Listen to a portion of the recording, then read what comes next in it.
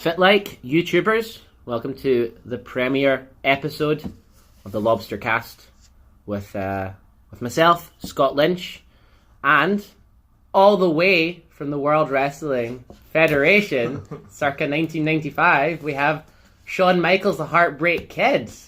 HBK, baby. What have you been doing then, Shawn Michaels, since you retired, and why are you joining us here on the LobsterCast? It just kind of happened, Scott. It just kind of happened, yeah. I was just out in the streets, just practicing the sweet chin music. And yeah, then you approached me and you said, "Hey, Shawn Michaels, why are you South African?" That's kayfabe. Was demolished. And that was it, yeah. Shawn Michaels on the LobsterCast. Well, as you'll probably guess, this isn't Shawn Michaels. This is a different Heartbreak Kid. A better Heartbreak Kid, I think we can all agree, because he's not prone to bouts of violence. Nope. So why don't you tell us something about yourself, Mr. Heartbreak? Yeah, so I've got a website. That's about it. Just joking. I've got a website. Pretty much, it's kind of been a thing that's been on my mind for a while, and it's just to help out some of our friends on the other side of this phone with their millennial type problems. So it's a website designed for millennials to learn Yeah. how to live more satisfying, more adventurous lives, right? Plus that too, it also sort of to just...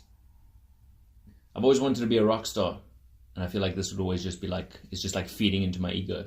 But also while it's there, just to also, experiment with some stuff, like figuring out how to do the least amount of exercise, for example, and get the maximum kind of results, and, trying to figure out how to make money online, how to not have to live in one place, and yeah, how to drink too much coffee. And just fucking live life. It's a lesson I'm sure all millennials need to learn, how to drink too much coffee. Yeah. So it's pretty much like that, but I'm still busy fleshing out some of the details on it. But it definitely is something that I have been thinking about for a while. And yeah, I felt like the term Heartbreak Kid kind of plays well into that. Why is it you call yourself the Heartbreak Kid? I'm just a big fan of Shawn Michaels. I'm kidding. So the Heartbreak Kid kind of comes from... I was actually listening to a rap song, surprisingly enough, and I was like thinking of this, trying to think of a name for a website that I wanted to start. Because also that's what I kind of do in my spare time, officially, unofficially, is I just make a lot of websites for fun. It's really frustrating, but it's good. But yeah, so I had this idea of a kind of website, like a Tim Ferriss-esque, if you guys know of him. If not, Google him. He's like a self-help guy, isn't he? Self-help. Guru, I guess you call him, He's right? a guru, but like not kind of like... not so... Not Tony Robbins. I was trying to think of another word. Like, not so like fruity like as Tony Robbins. Tony Robbins is like believe and you can achieve kind of vibes. Where he is like... very much action driven, so anything he finds that's interesting, he puts it to the test, and he creates like little science experiments, mostly with his own body and stuff. Even this thing where he had Lyme disease like a while back. He had Lyme disease? Yeah, and he like experimented like with certain things that like helped him recover slightly faster, not too faster, but slightly. Wow. So that would sort of aid his healing process. That's insane. Yeah, so it was quite good. Wow, Tim Ferriss, man. Yeah. I've not actually listened to Tim Ferriss yet. HBK over here has told me a lot about him, so I've been meaning to. As you can tell from the title of our little podcast, HBK and I are very into self-help. Yeah. Named this in honor of our Lord and Savior, the great Lobster King himself, Jordan Peterson. You saw him the other day, didn't you? I did. I went to see him live. Nice. And it was pretty amazing, actually. Well worth it. You kind of... Basically, his live talks, pretty much just what you see in his YouTube videos. So you'd think, well, what's the point? I mean, I've got YouTube, but just seeing him live, I don't know, there's something about the buzz in the auditorium.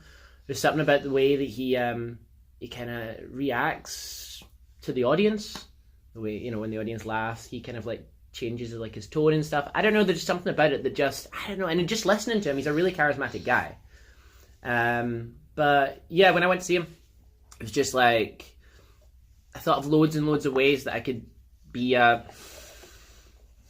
more considerate friend, I guess. He was talking a lot about how you should try and resolve your issues with the people that you're close with by listening to them, and then when they've tried to tell you how they feel, reiterating it to them in a way that you think is closest to their intention, rather than reiterating it to them in a way that makes them sound like a fool, which is what a lot of us do. You know, so yeah, it was, well, I definitely recommend going to see him. I was really relieved there weren't any protesters. I was genuinely afraid I was going to get my head kicked in or something. First half was fantastic, him speaking. Second half, Q&A, got a bit political, which is fine. He was very funny, but yeah, I don't know. That was probably my least favourite of the two halves, but definitely worth seeing, man. Cool guy. Lobster King. Nice. I was thinking of seeing him, but I'm not sure if I was willing to spend. How much did you pay? £60. 60 British pounds. That is too much money. Worth it. Totally worth it. I'd go and see him again in a heartbeat. I mean, really? Not just now because I'm saving. But, like, if he ever comes back and I'm here. Maybe you should try email him. Tim Ferriss talks a lot about just like a lot of people don't email the people who they think are famous, only because they think they won't reply. And if you're thinking that, chances are a lot of people are thinking that, and probably nobody's emailing them. Oh, that's a really good idea. So you could just say, hey, JVP, what's happening? So I don't know, guys, what do you think? Do you think we should email Jordan Peterson? Yeah, press like for yes, and then press like for no. Press like 3 times for no, and press like once for yes, and we'll comment, I guess. You know, tell us what to put in the email. We can write a community-driven email to him. Exactly. But just don't be an idiot. Don't be like you're terrible and shit, because you can just do that shit on his YouTube video. Are you telling people on the internet not to be terrible? I kind of feel like that's inviting chaos here. It's inviting disaster. Oh well. Be terrible. Be awful. Reverse psychology. Learned that from JVP. So HBK and I are very into self-help, making ourselves better, and as a result, recently, we've been doing something I think that's been really beneficial, actually. Dreamlining. Dreamlining. It was you that introduced me to this, so do you want to introduce the audience too? All right, so I don't really know too much about it myself. I'm not like an expert in it, but once again, I was reading, I think I read Tim Ferriss's book, The 4-Hour Workweek, maybe in 2014. I feel like that's when a lot of good things started happening. When I started reading that, and I was really determined just to be like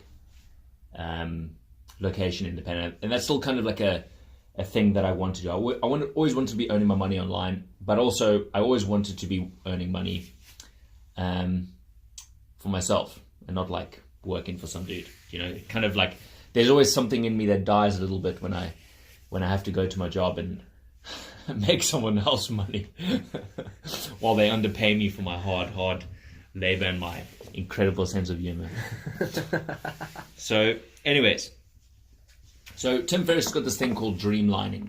So pretty much what it does, instead of so the way that he puts it is, you know, a lot of people go for 5-year plans, 10-year plans, but if you are to hit that 5-year and 10-year plan so consistently, it means that you're sort of undervaluing or underperforming, because you never want to be trying anything new or just sort of pushing out of your comfort zone.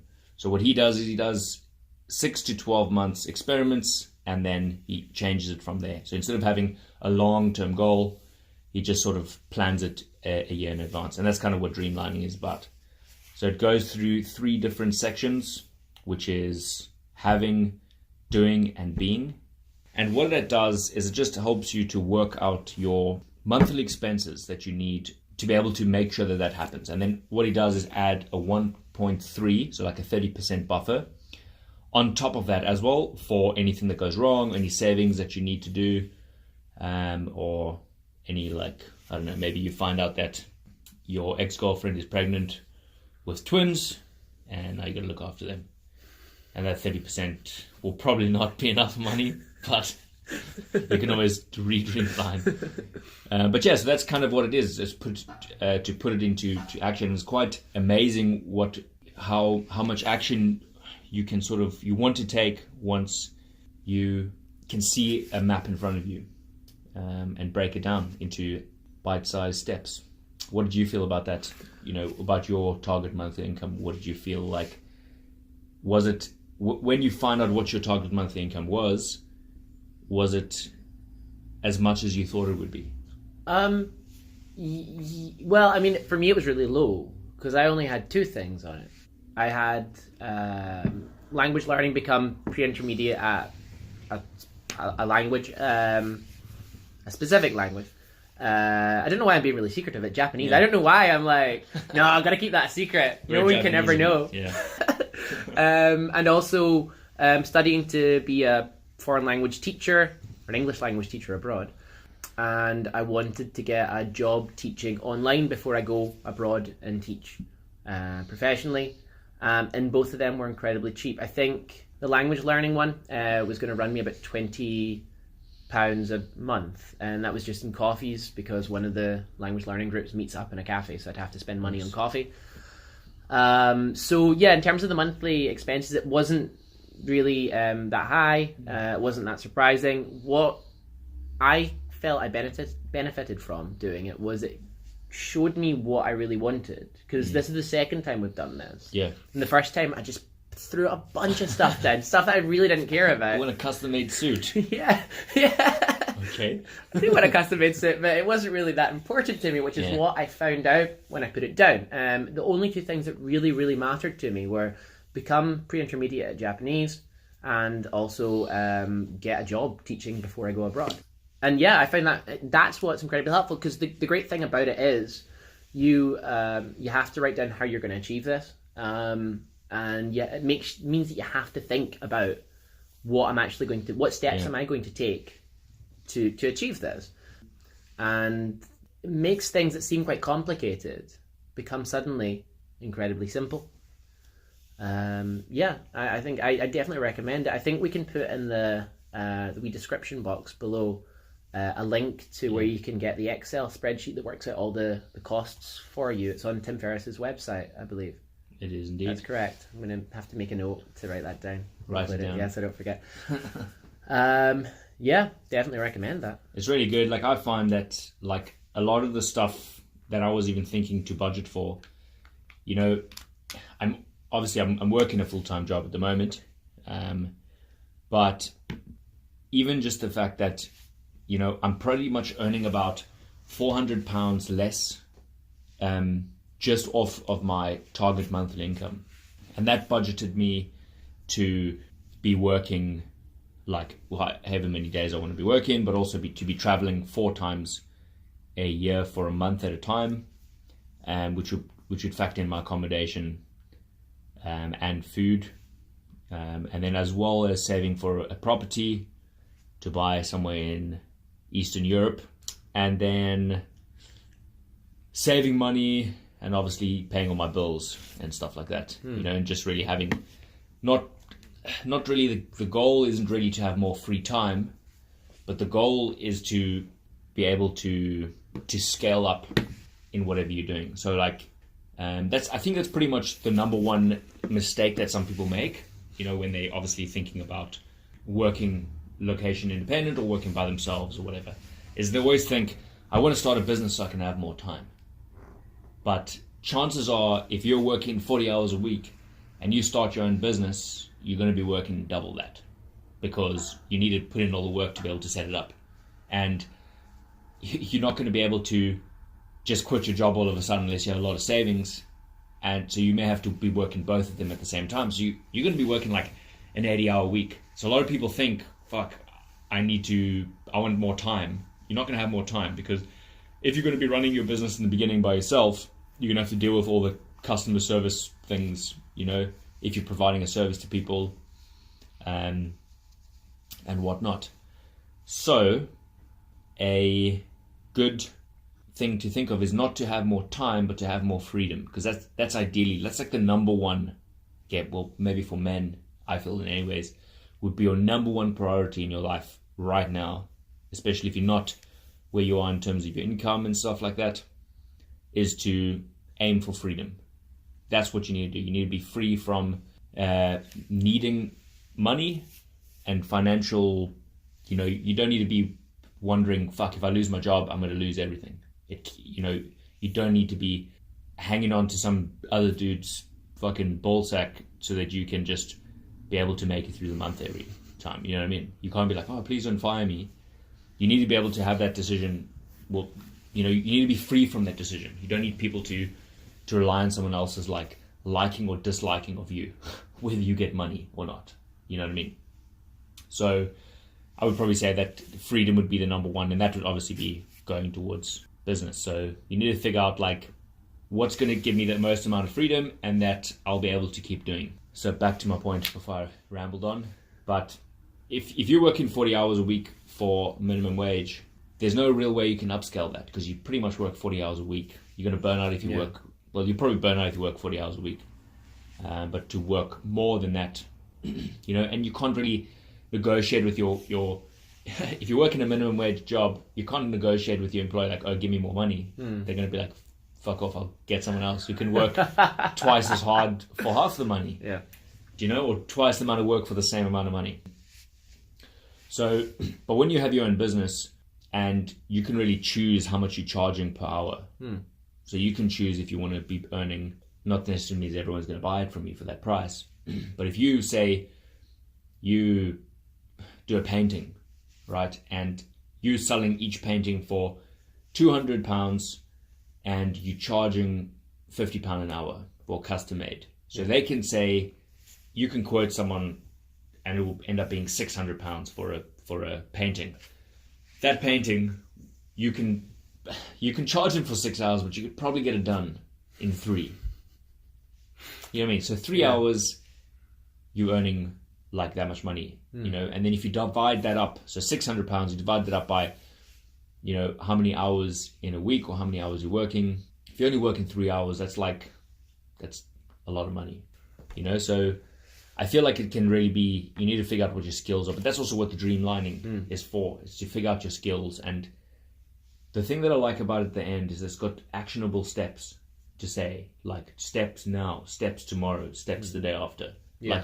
What can you do to continue? And by the way, have you done those steps? I did my step yesterday. I've not done my step today so far. Nice. I didn't. I'm sorry, my step yesterday.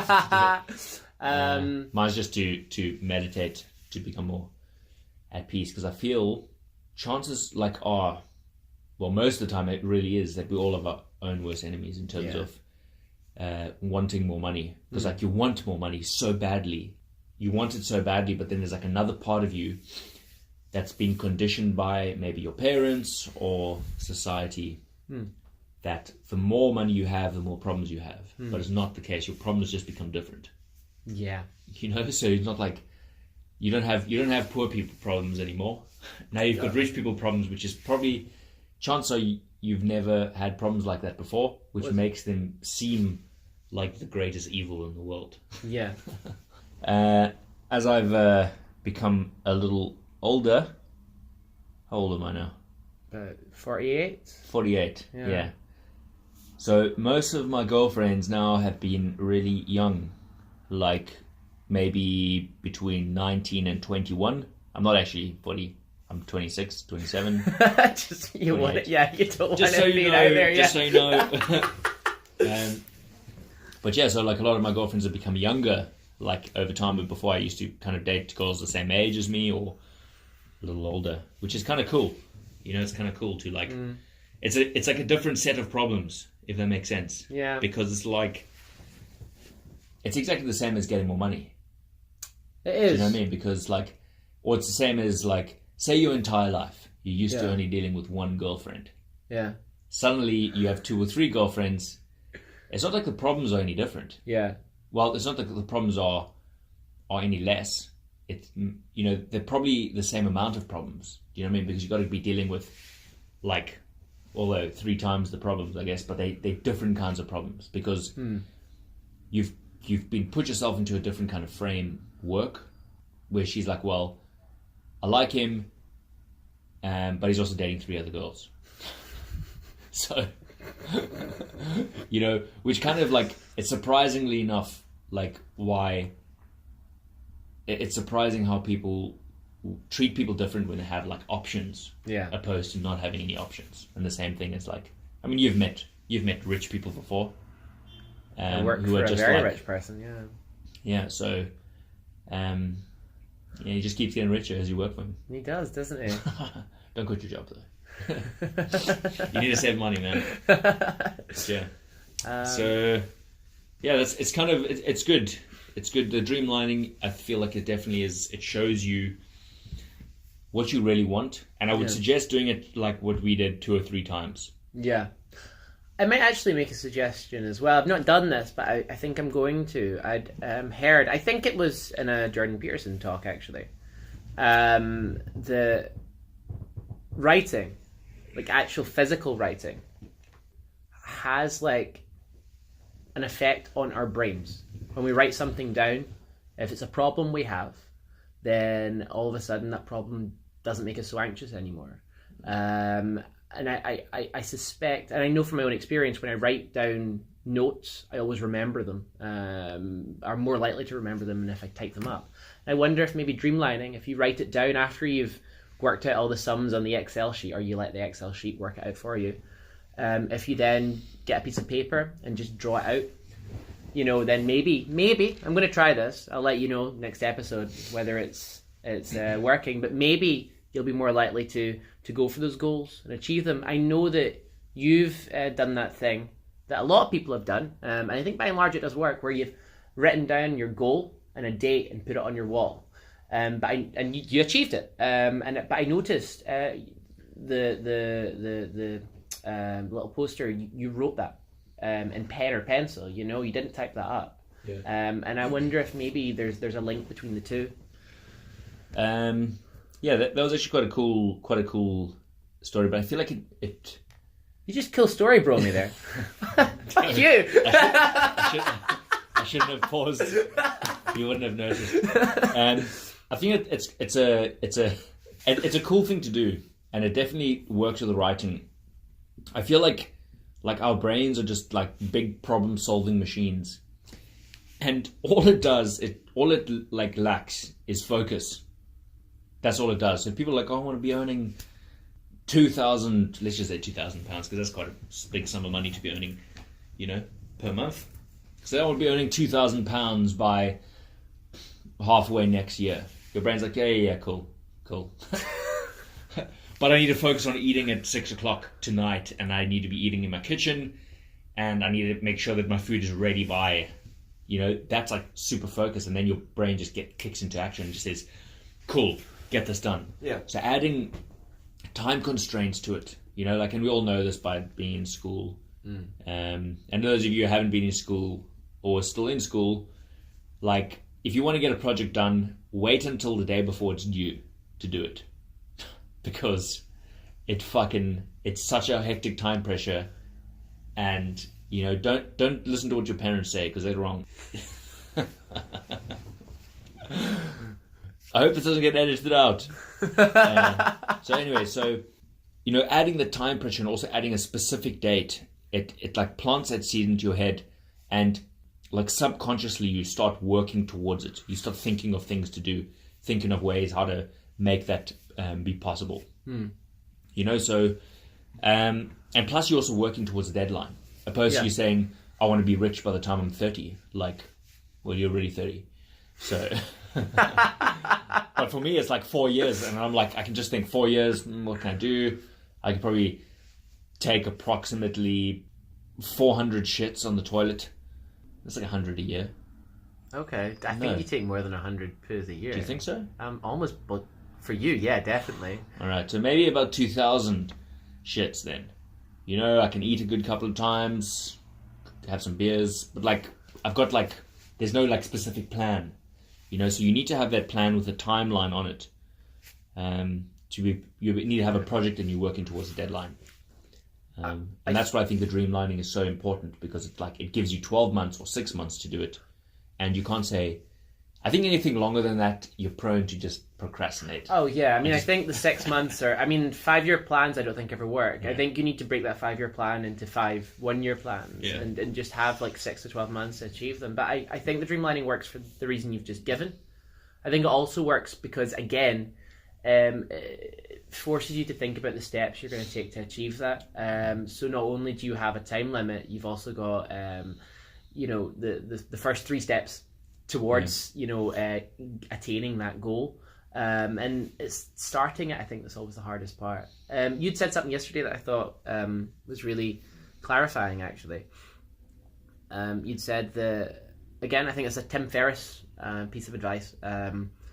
You said that what you do when you have an issue, you just think about how you tackle that issue. If it was easy, then all of a sudden the answer just comes to you, and it doesn't seem quite so daunting. And I think that's what Dreamlining does. And because it combines those two things, step by step, time limit, I think it's incredibly effective. So far, I've not, it's just my second day. Just your second day of doing it. So far, it's pretty effective. Definitely. Yeah. I think it's cool, like, because I was you were talking about that thing that I wrote on my wall. I wrote it down just as like because I had briefly had a Shopify shop, briefly, but it was kind of sort of more hassle than it was worth, because that market is incredibly flooded. Unless you've got like one specific product that you're selling and you know exactly who you're going to market that to. But to be able to get that, you need to test multiple products. You need to spend a shit ton of money, and obviously do a lot of advertising. So you're spending money on advertising, and you're spending money on your shop constantly, and it's too much hassle. I just want to make some easy money. Just kidding. But it just wasn't something that I was passionate about, really. So I forgot what I was going to say too. See, I guess it's contagious. Can I just jump in then? Yeah, go ahead. Do your thing. Jump. Do you think that a good way... I think a problem a lot of people I know have anyway, is that they don't know what they want to do, but they don't want to start anything until they know it's the right thing. Yeah. Do you think... I mean, you did the shop, and you did it for a long time, and you were pretty good at it. You put a lot of effort into it. And it was after a few months you were like, look, I don't really want to do this. This isn't really how I want to spend my time. It's not cost effective. I don't have a passion for it. But do you think a good way to discover what you want to do is first by discovering what you don't want to do, which is by just trying a lot of different things? Of course, I think it would be like similar to like trying on clothes. Like you don't just try one set of clothes and be like, fuck, I've tried them on, now I gotta buy them. It's like... Yeah. Or maybe you do try them on and then you wear them a few times and you just realize you don't really like them. Yeah. And then it's over the 30-day bring me back guarantee and you're stuck with them. But luckily you can always throw them in the trash. So you can always I feel like most people, they're listening to advice from their parents who pretty much don't know what the fuck they're doing either. Right? Well, majority of them, like my parents in many ways, they don't. Like my dad and my grandfather, my mom. Maybe my mom's had a successful business, but then again she works herself into the ground. So, is it really successful? You make money, but you kind of deteriorating your health. You might as well just be working a 9-to-5 office job for £200 or £300 less. Yeah, with less of the stress. But yeah, so they always reckon they need to give you some business advice. Like, this will be a really good business to start. It's like, oh, really? How do you know? Have you tested the market yet? No. So, obviously not, if your parents are like business tycoons, then you're probably not listening to this podcast. So. Although if you are from a business tycoon family and you are listening to this podcast, please keep listening and also give us money if you want. We'll set up a Patreon account soon. I feel like you should quick to take action and slow to stop something that you don't want to do. But when you do stop it, decide and just do it. If you feel like it's not for you and you have good reasons not to do it, not just because you're lazy and you can't be bothered, but to actually quit it just because you feel like for the amount of work that you're putting in the beginning, it's maybe not worth the investment, especially, I mean, you get a store like Wish, for example, and if you're trying to make a general store, there's no way that you're going to compete with Wish, because Wish can sell the same products that you can sell for like fucking a quarter of the price. Yeah. And they give you free delivery, and then you're just like, charging like £10 for like a rubber duck that inflates like double the size, right? And they have to pay like another £2 or £3 for delivery. Like, there's no way that they'll just go to Wish and they can get 3 or 4 inflatable ducks. Do you know? Although inflatable ducks is quite a good idea, I think. So I think you need to be. What does Tim Ferriss say? With business or anything, you've got to measure twice and cut once. So if you're just one of those people who just like approximately measure and just fucking cuts it. I actually used to work with a guy like that. I was working in construction a good couple of years ago, and he just like, we had to make this walkway, right? So we're in this tower that's like 200 meters tall, and we had to like. So basically what we did, take the old wood off the walkway, put new wood back on so that it would just look nice, and also so nobody would just fall to their death. And we would need to make sure that the wood was like really strong, obviously, because people are walking over it all the time with tools and stuff like that. So this guy was, he just said, look, I'm going to take this piece of wood and I'm going to measure it and I'm going to cut it out specifically so it fits over this piece of metal that came out of like the walkway, so that it will fit in perfectly. And he measured and measured and measured, and I don't think he measured twice. I think he may have measured more than twice, but he just, it's like he did so much useless measuring, and then he eventually cut it without like actually. So he measured it what he would think it would be good in his mind, right? But you always have like some sort of like selection bias kind of going on in your mind.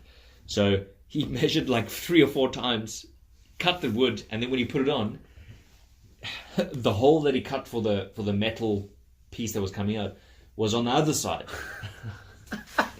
It was like 3 or 4 centimeters off, and I was just like, dude, you spent like 2 hours doing this for what?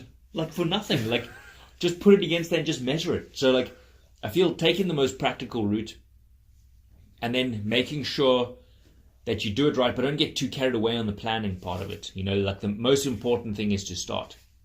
So, and once you start, you can always edit and customize it from there. So like I'm constantly buying domain names and making websites for myself. I don't know why. I'm constantly making websites. Like I've got. So this is my second web design website now that I've made for me. The other one would be under my other pseudonym, which is like another kind of web design, but like for more, different kind of clientele, I guess. I probably could have just made one for both of them, but I feel like it'll be very difficult to mix the two. So the one would be for small businesses, which is my plan. If you want to learn some sales skills, you're more than welcome to come with me. Which may be good when you go over to Japan to teach. Yeah, anyways, doesn't matter. You can edit that out. And then, so what I want to do is like create some sample websites and then go to these like shops and just Google like, do the people have websites? Yes, no. Go to the shops, be like, look, I can make this website for you. It'll cost you £100. But joke's actually on them because I've already made the website. A stock standard sample of the website to just upload once they buy a domain name and hosting through who? Through me. So can I ask, actually, just going back to what you were saying, are you you're going to some sort of seminar on sales, or you're doing it on a website? No, we are going to Google map businesses in the area, go to them and see which ones need websites, who haven't had websites. No, it's just you had said you might want to come along if you want to learn about it. Oh, so just if you want to learn about sales, and you can watch me. And then okay, cool. I did not follow that there. Sorry. Yeah. Yes, that sounds like a good idea actually. If you want to just come for a walk around, I'll give you coffee, and then we can go and just do some. Is that sales. an open invitation to sure. YouTube? We actually London. Just meet us outside of We're London Starbucks, just on Oxford Street. It's true. That's where we're going to be. It's that's rolling as well. It's every day at 10 a.m. So join us there. Yeah, make sure you meet up there with your Donald Trump with your overcomb, your comb over, your comb over, or you have to dress up like our favorite guy from Kazakhstan. Borat, but it has to be in the bathing suit. Yeah. Yeah, that's how we're all going to be dressed, so you're totally going to blend in. It'll be cool.